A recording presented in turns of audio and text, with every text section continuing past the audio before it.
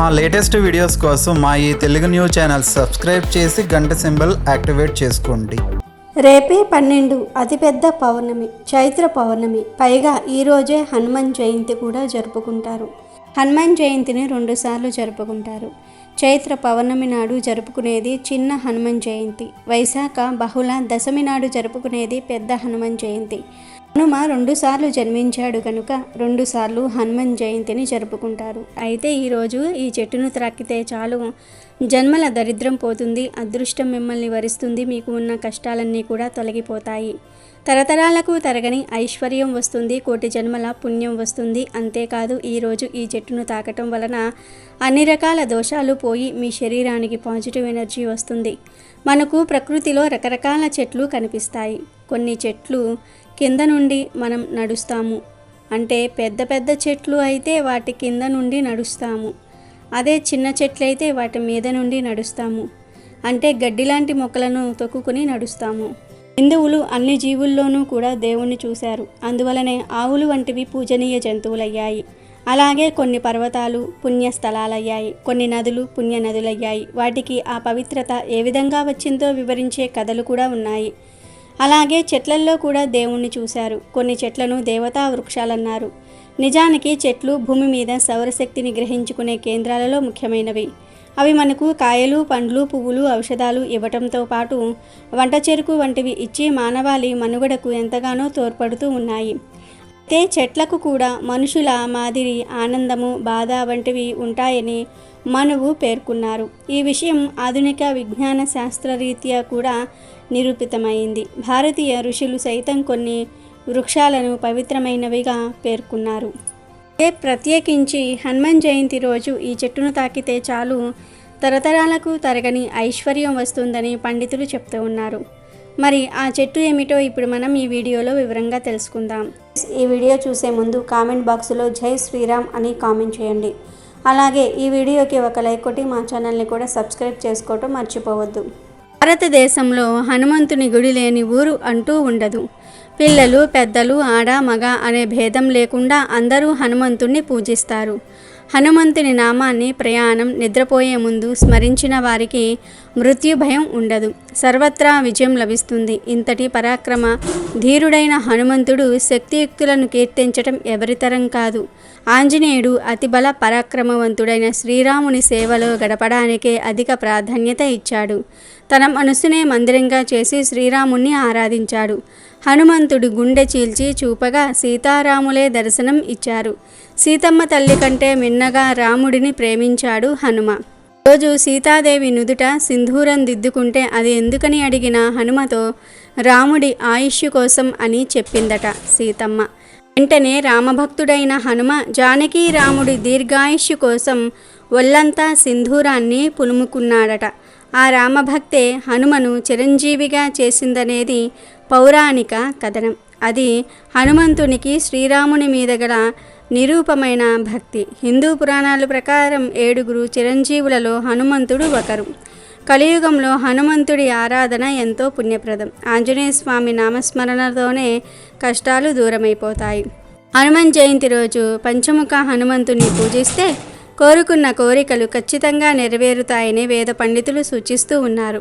ఎందుకంటే ప్రతి హనుమంతుడి ముఖానికి దాని స్వంత ప్రత్యేకత ఉంది. పంచముఖ హనుమంతుడి రూపం 5 రకాల ముఖాలతో ఉంటుంది. ఇందులో మొదటిది వానరం, రెండోది గరుడ, మూడోది వరాహం, నాలుగోది నరసింహ, ఐదోది ఆకాశం వైపు ఉన్న గుర్రం. ఈ రోజు పంచముఖ ఆంజనేయ స్వామిని పూజించాలి. శ్రీరామనామము, హనుమాన్ చాలీసా వంటివి పఠించాలి.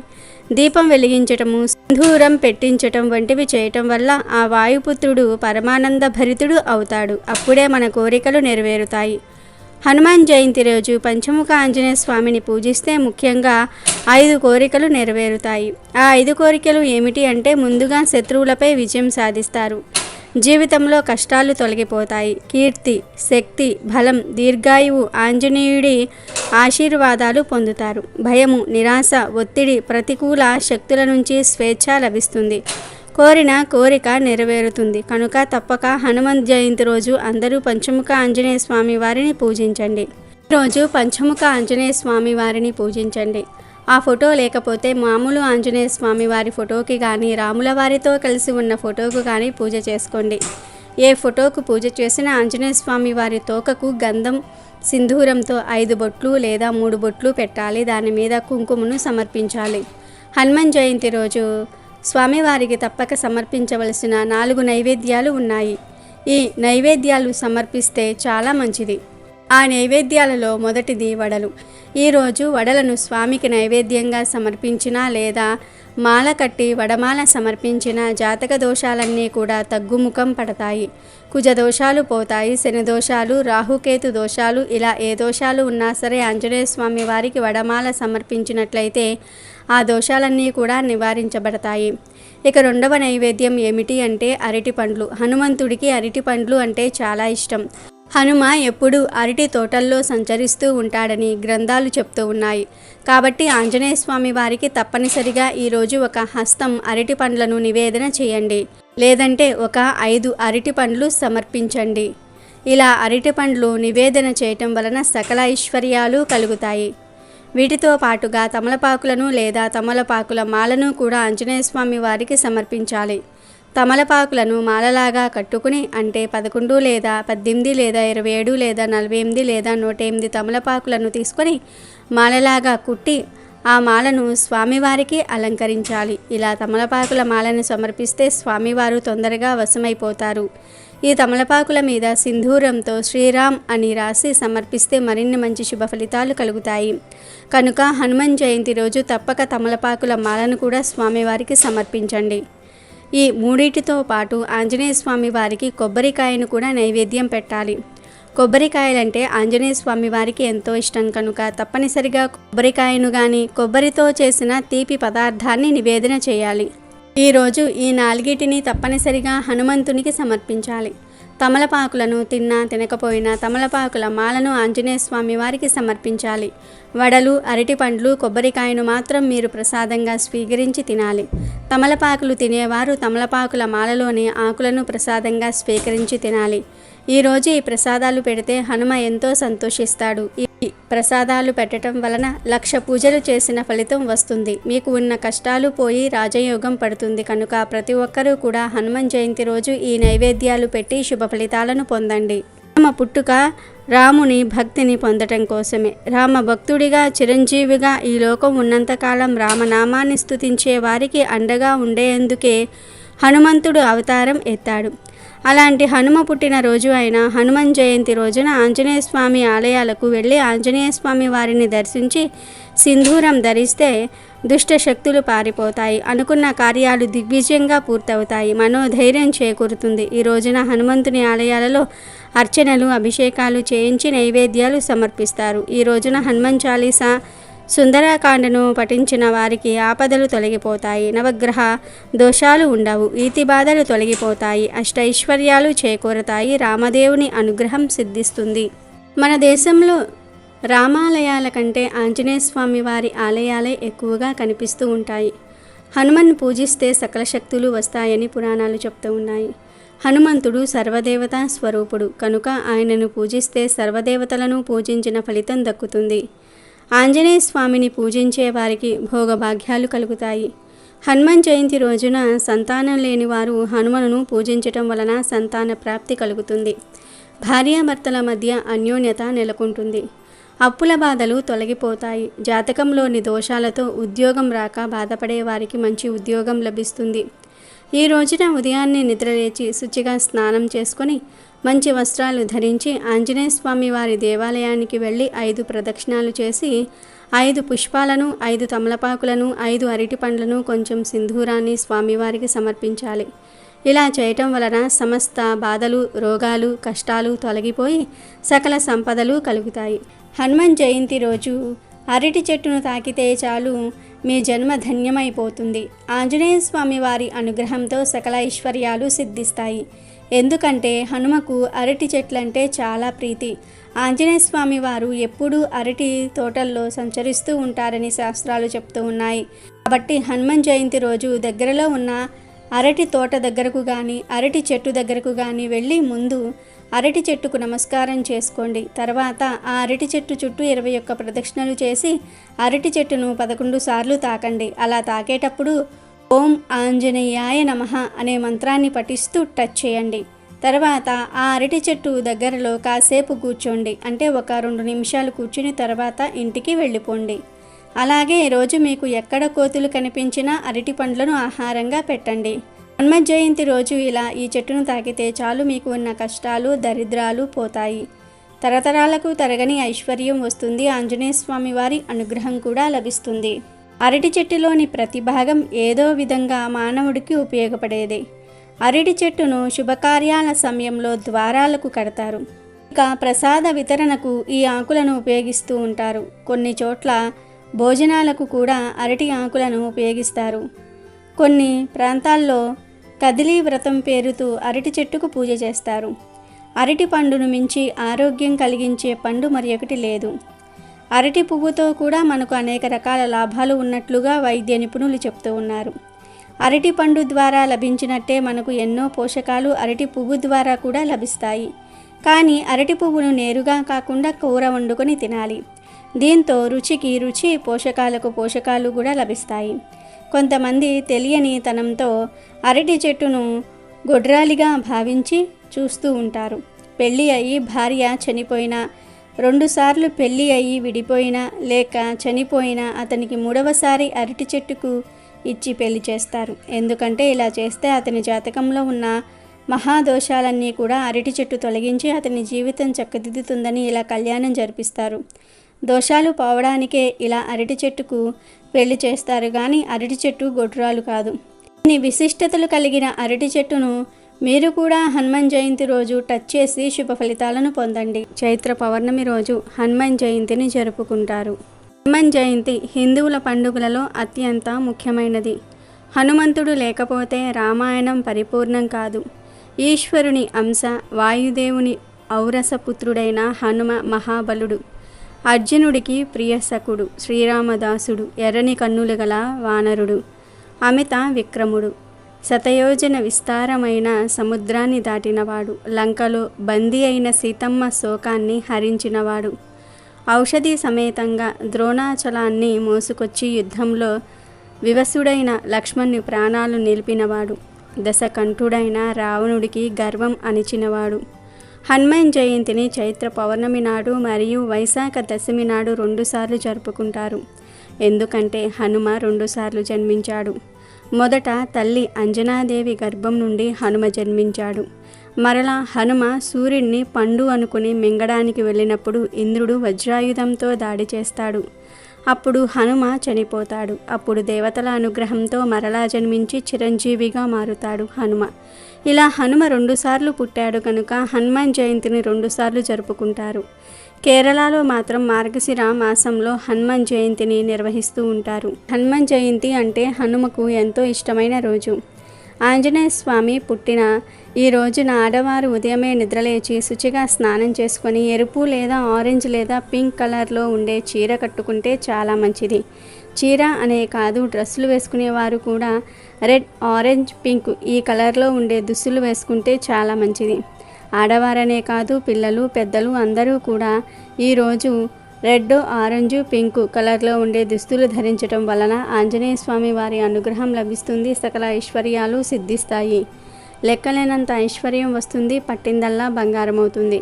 ఉదయాన్నే స్నానం చేసుకుని రెడ్ లేదా ఆరెంజ్ లేదా పింక్ కలర్లో ఉండే దుస్తులు ధరించండి. ఆ తర్వాత ఇంట్లోనే హనుమను పూజించండి లేదా గుడికి వెళ్ళండి. ఇలా హనుమాన్ జయంతి రోజు ఈ రంగు దుస్తులు ధరిస్తే మీకు అన్ని శుభాలే జరుగుతాయి. హనుమ అతిబలం పరాక్రమవంతుడైన శ్రీరాముని సేవలో గడపడానికే అధిక ప్రాధాన్యత ఇచ్చాడు. తన మనసునే మందిరంగా చేసి శ్రీరాముణ్ణి ఆరాధించాడు. హనుమంతుడి గుండె చీల్చి చూపగా సీతారాములే దర్శనమిచ్చారు. హనుమాన్ జయంతి రోజున భక్తి శ్రద్ధలతో ఆంజనేయుని పూజించాలి.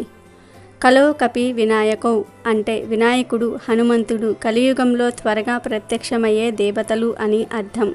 ఎక్కడ రామనామం వినిపిస్తుందో అక్కడ తప్పక హనుమంతుడు ఉంటాడని భక్తుల నమ్మకం. యత్ర యత్ర రఘునాథ కీర్తనం తత్ర తత్ర కృతమస్తకాంజలం బాష్పవారి పరిపూర్ణలోచనం మారుతం నమత రాక్షసాంతకం.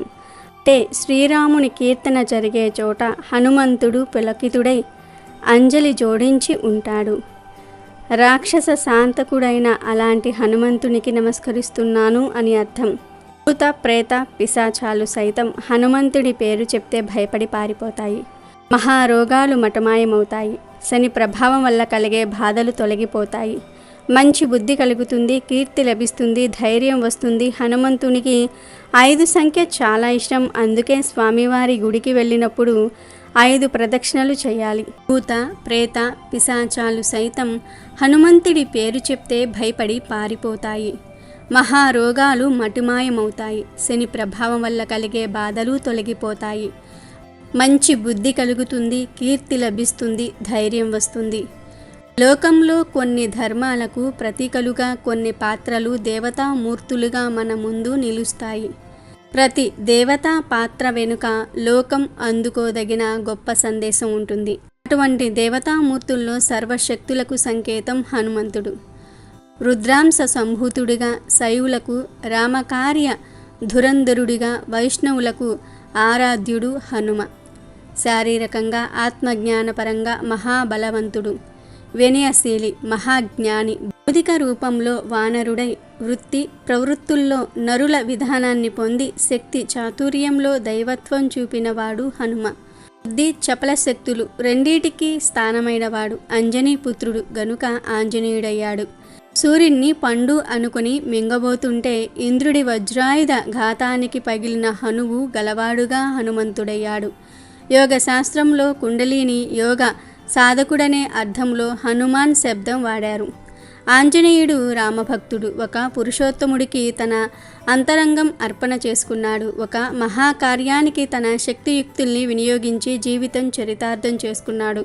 స్వామి కన్నా మిన్నగా మన్నలందుకున్న సేవకుడు హనుమంతుడు. పుత్రుడైన హనుమంతుడు గాల్లో పయనించగలడు. పర్వతాన్ని ఎత్తి చేత్తో పట్టుకోగలడు. భూత ప్రేత పిశాచాల్లాంటి క్షుద్ర శక్తులను తరిమి కొట్టగలడు. శ్రీరాముని నమ్మిన బంటు అయిన హనుమంతుడు బలానికి ధైర్యానికి ప్రతిరూపం. హనుమంతుణ్ణి ఆరాధించటం వల్ల ధైర్యము స్థైర్యము కలుగుతాయి. భయాలు భ్రమలు పోతాయి. చింతలు చికాకులు తీరుతాయి. చేపట్టిన ప్రతి పనిలో విజయం చేకూరి కీర్తి ప్రతిష్టలు వస్తాయి. నిత్యం హనుమంతుణ్ణి నామస్మరణ చేసేవారికి ఎలాంటి ఆందోళన దరిచేరదు. సదా ఆనందంగా ఉంటారు. ఈ చైత్రమాసము శుక్లపక్షంలో వచ్చే హనుమాన్ జయంతి నాడు మీరు ఏం చేసినా చేయకపోయినా ఈ ఒక్క ఆకును తినండి చాలు. 1 గంటలో ఒంట్లో ఉన్న దరిద్రాలు పోయి ఆయుష్ పెరుగుతుంది. అపర కుబేరులు అవుతారని పండితులు చెప్తూ ఉన్నారు. హనుమాన్ జయంతి రోజు ఈ ఆకును తినటం వల్ల మీ ఒంటికి సర్వశక్తులు వస్తాయి. హనుమాన్ జయంతి రోజు ఇది తినటం వల్ల మనకు చక్కని ఆరోగ్యం వస్తుంది. ఈరోజు ఎవరైతే ఈ ఆకును తింటారో వారు ఆయుష్ పెరుగుతుంది. స్వామివారు ఎక్కువగా తమలపాకు తోటల్లోనూ అరటి తోటల్లోనూ విహరిస్తూ ఉంటారు. ఆంజనేయ స్వామి రుద్ర సంభూతుడు. తమలపాకులు శాంతినిస్తాయి. అందువలన తమలపాకులతో పూజించటం వలన మనకు కూడా శాంతి సుఖము లభిస్తాయి. తమలపాకులకు మరో పేరు నాగవల్లి దళాలు. తమలపాకులతో పూజించటం వలన నాగదోష శాంతి కూడా జరుగుతుంది. హనుమాన్ జయంతి రోజు ఆంజనేయ స్వామికి లేత తమలపాకుల మాలను వేస్తే రోగాలతో ఇబ్బందులు పడేవారికి త్వరగా గుణం కనిపిస్తుంది. స్వామివారికి తమలపాకుల హారాన్ని వేస్తే మంత్ర సంబంధమైన పీడలు తొలగిపోతాయి. సంసారంలో ప్రశాంతత లేని వారు స్వామికి తమలపాకుల హారాన్ని వేయిస్తే సంసారంలో సుఖం లభిస్తుంది. స్వామికి తమలపాకుల హారాన్ని వేస్తే ఆరోగ్యం బాగుపడి చక్కగా ఎదుగుతారు. వ్యాపారంలో చాలా నష్టాలు వస్తూ ఉంటే స్వామికి తమలపాకుల ఆహారాన్ని వేయించి తమలపాకులు పండ్లు దక్షిణ సమేతంగా దానం చేస్తే వ్యాపారం వృద్ధిలోనికి వస్తుంది. ఏ వ్యక్తి అయితే హీనంగా చూడబడతాడో అటువంటి వ్యక్తి స్వామికి తమలపాకుల హారాన్ని సమర్పిస్తే సంఘంలో గౌరవం లభిస్తుంది. శనేశ్వర దృష్టి ఉన్నవారు ఆంజనేయ స్వామికి తమలపాకుల హారాన్ని వేస్తే శనీశ్వరుని అనుగ్రహం కలుగుతుంది. వైద్యపరంగా నయం కాని వ్యాధులు ఉన్నవారు స్వామికి తమలపాకుల హారాన్ని వేసి ప్రసాదాన్ని స్వీకరిస్తే అన్ని రోగాలు నయమవుతాయి. సుందరకాండ పారాయణం చేసి స్వామికి తమలపాకుల హారాన్ని వేస్తే అన్ని కార్యాలలో విజయం సిద్ధిస్తుంది.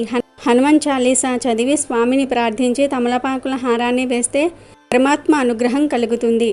వాద ప్రతివాదనలో జయం సాధించాలంటే స్వామిని ప్రార్థించి తమలపాకుల హారాన్ని సమర్పించి ప్రసాదం తీసుకుంటే జయం మీదే అవుతుంది. తమలపాకుల తాంబూల దానంతో గంగాదేవి సంతృప్తి పడుతుంది.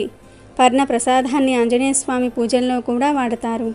తమలపాకులతో మాలను వేసి ఆంజనేయ స్వామికి వేస్తారు. అనంతరం తమలపాకులను భక్తులకు ప్రసాదంగా ఇస్తారు. భక్తులు దీనిని మహాప్రసాదంగా భావించి తింటారు. ఇక ఈరోజు ప్రతి ఒక్కరూ ఆంజనేయ స్వామి వారి ఫోటో ముందు తమలపాకులు ఉంచి దానిపై పంచదారను వేయాలి. స్వామివారిని నిష్ఠగా పూజించి నెయ్యితో దీపం వెలిగించాలి. తర్వాత మీ సంకల్పం చెప్పుకోండి. మీకు ఉన్న సమస్యలన్నీ కూడా చెప్పుకోండి. ఈ పవిత్రమైన రోజున హనుమంతుడికి అరటి పళ్ళను నైవేద్యంగా పెట్టాలి. ఇక ఇప్పుడు స్వామివారి పటం ముందు పెట్టిన తమలపాకును పంచదారతో సహా తినాలి. ఇలా తినటం వల్ల 1 గంటలో మీ ఒంట్లో ఉన్న దరిద్రాలు పోతాయి. మీ ఒంట్లో ఉన్న రోగాలు కూడా తగ్గిపోతాయి. హనుమాన్ జయంతి రోజు ఇది తినటం వల్ల మనకు చక్కని ఆరోగ్యం వస్తుంది. ఈరోజు ఎవరైతే ఈ ఆకును తింటారో వారు ఆయుష్ పెరుగుతుంది. కాబట్టి హనుమాన్ జయంతి రోజున మర్చిపోకుండా ఈ ఆకును తిని ఆయుష్ను పెంచుకోండి. ఆనందంగా జీవించండి. అమెజాన్లో బెస్ట్ డిస్కౌంట్స్ కోసం వీడియో డిస్క్రిప్షన్లో లింకు ఉంది, చూడండి. అలాగే మా టెలిగ్రామ్ ఛానల్ సబ్స్క్రైబ్ చేసుకోండి.